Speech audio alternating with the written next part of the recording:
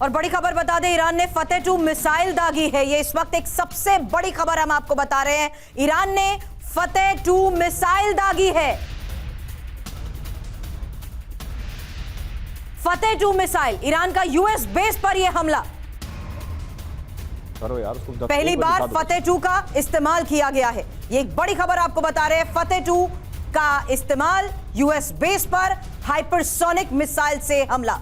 फतेह 2 missile से Iran के इस हमले की तस्वीर आप देख रहे हैं। फतेह 2 मिसाइल ईरान ने दागी है और ईरान जिस तरीके से अब हमलों को अंजाम दे रहा है, यूएस बेस को टारगेट कर रहा है, उसको लेकर इस वक्त ये एक और बड़ी खबर है जहां फतेह 2 मिसाइल से ये हमला किया गया। और ये पहली बार है जब फतेह 2 मिसाइल का इसमें इस्तेमाल किया गया है यूएस बेस को टारगेट करने के लिए।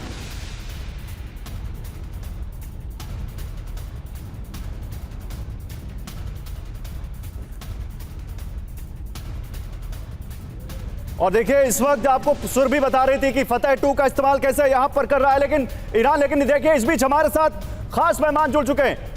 हमारे साथ ईरान और इजराइल से खास मेहमान जुड़ रहे हैं, हमारे साथ दुबई से खास मेहमान जुड़ रहे हैं, हमारे साथ यहां पर स्टूडियो में कुछ खास मेहमान जुड़े हुए हैं। तो एक बड़ा पैनल मेरे साथ है। मेरे अगर पीसीआर कनेक्टेड है तो मुझे बताइएगा। ईरान से हमारे साथ अच्छा, देखिए, ईरान से हमारे साथ यहां पर जुड़ चुके हैं सिफ्ते मोहम्मद साहब, आप धर्मगुरु हैं, वो इस वक्त हमें ज्वाइन कर रहे हैं। और इजराइल से जैकी हमें ज्वाइन कर रहे हैं, जो कि पूर्व सैनिक हैं और बेन गुरियन एयरपोर्ट पर ही काम करते हैं। और मुझे मालूम है कि वहां बार बार सायरन बज रहे हैं, जो इसलिए वो बीच में कभी भी जा सकते हैं। इसलिए पहले मैं आपके पास भी आऊंगा जैकी, लेकिन जल्दी से सिफ्ते मोहम्मद साहब, तेहरान में क्या हालात है इस वक्त? आप तेहरान से हैं या ईरान में कहीं और किसी शहर से हैं? क्या हालात है वहां?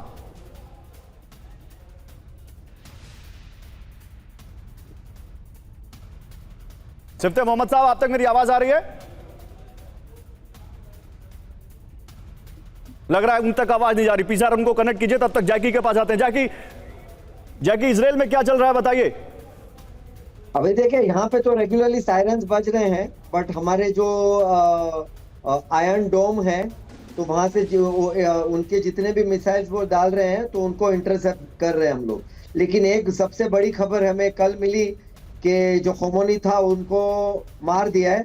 तो अभी मेरे ख्याल से थोड़ा और हमें इंतजार करना पड़ेगा। एंड उसके बाद फाइनली ईरान में, इजराइल में और पूरे वर्ल्ड में पीस होगा, क्योंकि उनका खात्मा होना जरूरी था। और वो जब तक जिंदा थे तब तक ये जितना भी उन्होंने वायलेंस और जितना भी उन्होंने पैसा देकर जो भी है, अपने खुद के लोगों को गरीब बनाकर, बाकी लोगों को, बाकी कंट्रीज को पैसा देकर उनको नहीं। लेकिन जैकी, इसमें बाद में आएंगे, ईरान ने ऑल आउट वॉर की घोषणा कर दी है और इजराइल पर लगातार वो मिसाइलें बरसा रहा है। तो बतौर इजरायली सिटीजन क्या डर है? क्या होगा आगे? डर बिल्कुल नहीं। हमें this is not the first time, ये पहली बार तो है नहीं। हमने हमास का सफाया किया, हमने हिजबुल्लाह का सफाया किया, हमने यमन का सफाया किया, लेबनान, सीरिया, सब। तो ईरान जितना करना चाहे उतना कर दे, लेकिन at the end of the day ये वॉर हम जीतेंगे। वो कहावत है, आम इस्राएल खाए। Israel lives, has lived and will always live, that is for sure. And we are going to win this war, because ये सच्चाई की जीत है।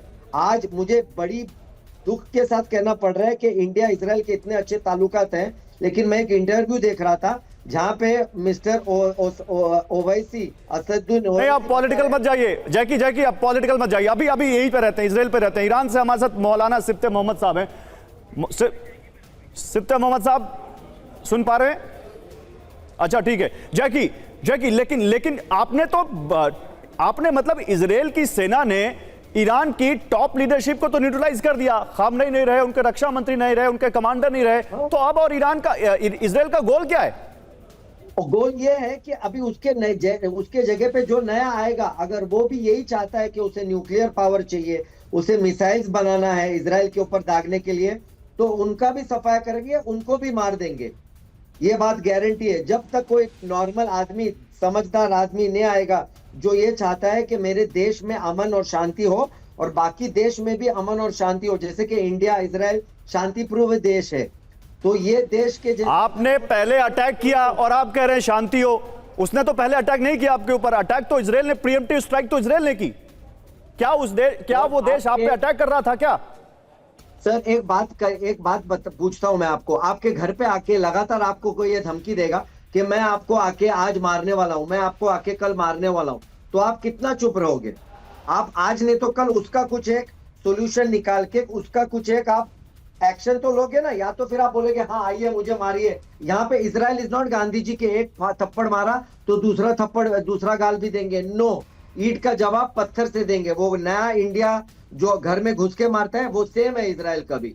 तो we will win this war and we will see to it that जो नया खोमोनी के जगह पे आएगा उसको भी ठोक देंगे। I am sorry to use this words but this is the truth, because इतने साल से वो खुद के लोग ईरान के खुद के लोग खुश है कि वो मर गया, यानी कि सोचिए आपके घर में आपके खुद के घर वाले खुश हैं कि वो मर गया, तो हम लोग तो फिर भी दूर से हैं, हम लोग तो फिर भी बाहर के हैं।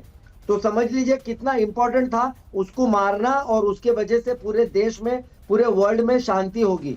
उन्होंने दुबई में अटैक किया, उन्होंने कुवैत में, सऊदी में और दूसरे कंट्रीज पे उन लोग अटैक कर रहे हैं, यानी कि आप सोचिए उनकी क्या मेंटालिटी है। पाकिस्तान को न्यूक्लियर पावर नहीं मिलनी चाहिए थी। इजराइल ने ये बात कितने साल पहले कही थी, लेकिन फिर भी कांग्रेस वाले जितने भी, अरे छोड़िए अब इसमें मत जाइए, आप फिर वो पॉलिटिकल हो जाते हैं। इंडिया की पॉलिटिक्स में बहुत ज्यादा इंटरेस्ट है आपको, लेकिन रुकिए अभी उसमें बात नहीं करेंगे। जय की रुकिए, अभी देखिए ईरान के पास बदले का क्या विकल्प है ये देखते हैं।